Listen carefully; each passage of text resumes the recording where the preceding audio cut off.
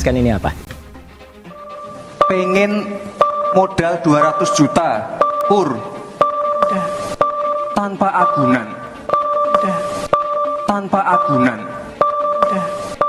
Itu hanya, ya, ada suara hanya sekali, perempuan tapi tadi dengan memang kata dah begitu ya. diulang-ulang ya. Baik, apakah ini mungkin suara moderator atau siapapun di sana yang suaranya bocor, jadi ada audioman atau petugas yang lupa menutup aliran suara begitu sehingga terdengar? Ya. Halo semuanya, selamat datang kembali di channel ini. Jumpa lagi dengan saya Vicky Himpong. Semoga kalian semua selalu dalam keadaan yang sehat. Video kali ini kita akan sama-sama membahas tentang bagaimana ramainya menjadi perbincangan di media sosial, yang dimana ini membahas tentang ujung dari debat cawapres yang sudah kita saksikan bersama-sama, soal bagaimana Gibran yang dulu itu skenario atau isu yang diangkat adalah Gibran takut untuk debat cawapres. Mereka mengatakan Gibran itu tidak mempunyai pengetahuan dan pengalaman dan pasti akan dipermalukan dalam debat cawapres. Dan isu itu yang terus-menerus diangkat yang membuat agak panik para pendukungnya Gibran. Mereka hampir percaya bahwa Gibran itu tidak mempunyai wawasan yang luas atau pengetahuan dan pengalaman dalam debat cawapres. Nah, isu itu diangkat, menyebar luas, disebarkan. Akan tetapi, tiba saatnya cawapres dan Gibran unggul dalam debat tersebut.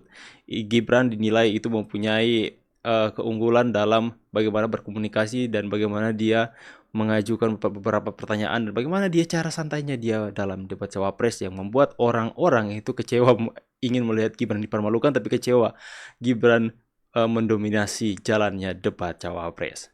Dan kemudian ya tentu saja orang-orang yang membenci Gibran tidak akan senang dan setuju dan mengakui keunggulan tersebut. Makanya mereka menimbulkan sebuah propaganda kontroversi yang baru yang mengatakan bahwa Gibran memakai alat bantu katanya. Ya, mereka menganalisa bahwa Gibran memakai 2 mic dan kemudian ada terdengar suara wanita dan sebagainya. Dan akan tapi pastinya Bawaslu mengklarifikasi hal itu ya. Saya sudah melihat beritanya di mana Bawaslu melakukan pemeriksaan dan tidak terjadi apa-apa, tidak ada apa-apa, tidak ada kecurangan dalam debat cawapres tersebut. Ya, seperti itulah. Pasti mereka akan mencari jalan untuk menjatuhkan seorang Gibran. Dulunya mereka mengatakan pasti akan dipermalukan dalam debat, kemudian setelah debat Gibran mendominasi dan kemudian mereka mengatakan itu curang, pasti ada yang menggunakan earphone dan mendengarkan arahan dari seorang dari luar sana. Pasti akan ada seperti itu. Ya, kita akan saksikan bagaimana beritanya dibahas di sini. Kita akan sama-sama saksikan. Ini semakin hari semakin lucu saja. Saya jelaskan ini apa? Pengen modal 200 juta pur tanpa agunan. Tanpa agunan. Padahal itu hanya, ya, ada suara hanya sekali, perempuan tapi tadi dengan memang kata dah begitu ya. diulang-ulang ya. Baik, apakah ini mungkin suara moderator atau siapapun di sana yang suaranya bocor, jadi ada audioman atau petugas yang lupa menutup aliran suara begitu sehingga terdengar? Ya, penjelasan dari orang teknis, konon itu suaranya, saya sebut namanya ya, Mbak Leviana Serlisa, ya, moderator debat. Itu soal pilpres, dan yang paling banyak disoroti sekarang itu adalah soal dugaan Gibran itu menggunakan earpiece contekan begitu ya, Bung Rocky, dan sudah ada penjelasan Bung Rocky dari KPU dan juga sudah ada konsorsium TV penyelenggara begitu, tapi bahwa nggak ada perlakuan yang berbeda antara calon wakil presiden satu dengan yang lainnya. Tapi kalau kita amati, orang nggak percaya itu Bung Rocky. Sehingga memang perlu saksi. Siapa yang curang? Yang curang itu bukan selalu pemerintah, meskipun sering pemerintah itu lalu menggunakan aparat polisi. Protes Mahfud MD ke KPU, tuding Gibran langgar aturan, Cawapres Ganjar, saya bisa nari-nari di depan. Simak informasi seputar Ganjar Pranowo dan Mahfud MD di Pilpres 2024. Protes Mahfud MD ke Komisi Pemilihan Umum soal dugaan pelanggaran aturan debat Cawapres. Kabar berhembus arah tudingan protes Mahfud MD menuju Cawapres Gibran Rakabuming. Cawapres Ganjar Pranowo Mahfud MD bahkan menyindir dirinya bisa nari-nari di depan. Calon Wakil Presiden nomor urut 3 Mahfud MD sempat menyinggung soal pertanyaan Gibran Rakabuming Raka yang tidak sesuai dengan tema debat malam ini. Hal itu diutarakan Mahfud ketika memasuki segmen terakhir tanya jawab antar pasangan cawapres, di mana Mahfud berterima kasih kepada pembawa acara yang sudah mengingatkan masing-masing calon untuk menyampaikan gagasan seputar tema ekonomi saja. Sementara saat debat berlangsung di Jakarta Convention Center, Jumat 22 Desember 2023, Gibran menyinggung soal carbon capture yang seharusnya dibahas pada debat keempat. Lebih lanjut, Mahfud menyebut jika dia merupakan orang yang taat aturan, termasuk tidak meninggalkan podium saat debat berlangsung seperti yang dilakukan cawapres lain. Kabel itu juga aman dari penyadapan. Ini saya juga lagi nyadap nih, pembicara saya bisa nyadap yang dari atas terdengar di sini juga di pembicaraannya, ya. Jadi artinya jangan pakai wireless, ya. Cukup satu mic, mau itu clip on, oke. Mau itu handheld, oke. Tapi saya ibaratnya apa? Ya, daripada dituduh macam-macam, jangan pakai kayak gini.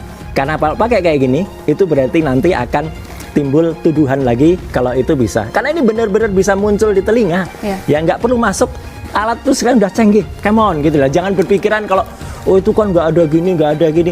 Sekarang canggih banget alat-alat kayak gini lah gitu. Ini juga alat kecil yang fungsinya juga sama. Ini transceiver. Transmitter and receiver.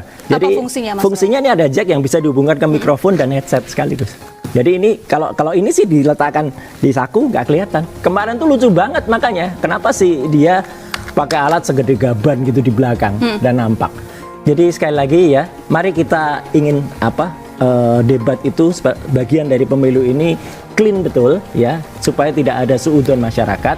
Saya hanya sekedar mengingatkan kepada KPU supaya tidak ada kemungkinan orang-orang menggunakan alat-alat semacam ini. Tapi bukankah ketiga cawapres sebelum debat ini tentunya mendapatkan treatment yang sama begitu oleh panitia sebelum naik ke atas panggung? Karena banyak orang juga di sana, Mas Roy. Oke, kalau saya baca penjelasan detail dari orang teknis ya, salah seorang ya sebenarnya teman kita juga di salah satu broadcast yang kemarin diselenggarakan oleh 3 stasiun TV, nggak perlu saya sebutkan lah, kan nanti juga Ainus akan kebagian menjadi host di mana gitu kan, menjadi penyelenggara di mana.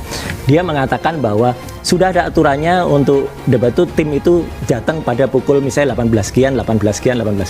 Tapi kenyataannya pada terlambat, dan ketika terlambat tidak sempat ada pemeriksaan atau ada apa. Treatment boleh sama, ya gitu. Oke, kayaknya mereka. Tapi kan faktanya di sesi 1 waktu itu benar-benar ini sesi 1 saya berani bersumpah kalau ini ya. Hanya cawapres nomor 2 yang pakai 3 gadget. Sesi 2 dan seterusnya memang tiga-tiganya pakai. Tapi meskipun Anda tidak berada di sana, melihat langsung di sana, Mas Roy? Oh iyalah, clear lah. Saya disediakan. Itu ada di podium wireless mikrofonnya, tapi tidak dipakai. Oke, saya rasa orang seperti Roy Suryo saya nggak bakalan percaya karena lihat rekam jejaknya juga ya. Ya teman-teman, pasti seperti yang saya katakan di awal bahwa pasti apapun keunggulan Gibran, pasti itu mereka yang kontra dengan Gibran tidak akan mengakui hal tersebut, dan pasti akan menimbulkan fitnahan, tuduhan, suuzon kepada Gibran bahwa Gibran melakukan kecurangan dan sebagainya. Pasti mereka akan menggiring opini masyarakat untuk ke sana juga ya. Ya, saya pikir itu hal sah-sah saja untuk mereka katakan. Mungkin saja mereka ya seperti yang dikatakan tadi timbul kemungkinan, tapi dalam banyak penilaian saya juga berbicara dengan teman-teman saya. Banyak perbincangan bahwa tidak mungkin orang yang diarahkan berbicara selancar dan seringan itu. Pastinya jika ada arahan pasti dia akan terlihat. Kalau misalnya ada arahan harus ngomong ini, harus ngomong itu, pasti akan terlihat dan itu akan mengganggu teman-teman. Ya, jika kalian menyampaikan sesuatu di depan misalnya ini ya, kalian pakai ear monitor, taruhlah ada monitoring untuk penyampaian, kalian akan terganggu loh dengan suara-suara dari sini, dari telinga, dan kemudian kalian akan berbicara, kalian akan terganggu sekalipun. Dan bagaimana kalau misalnya kalian berpikir, dia dengar dulu kemudian disampaikan, itu jedanya akan terlihat sangat lama loh kalau dia harus mendengarkan suara kemudian disampaikan. Tapi kalian bisa melihat sendiri bagaimana Gibran dengan lugas, dengan sangat santai menjelaskan tanpa terbata-bata dan mengalir begitu saja.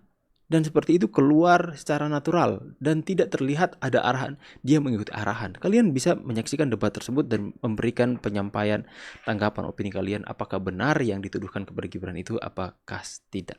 Tulis di kolom komentar. Saya pamit dulu. See you on the next video and God bless. Bye guys.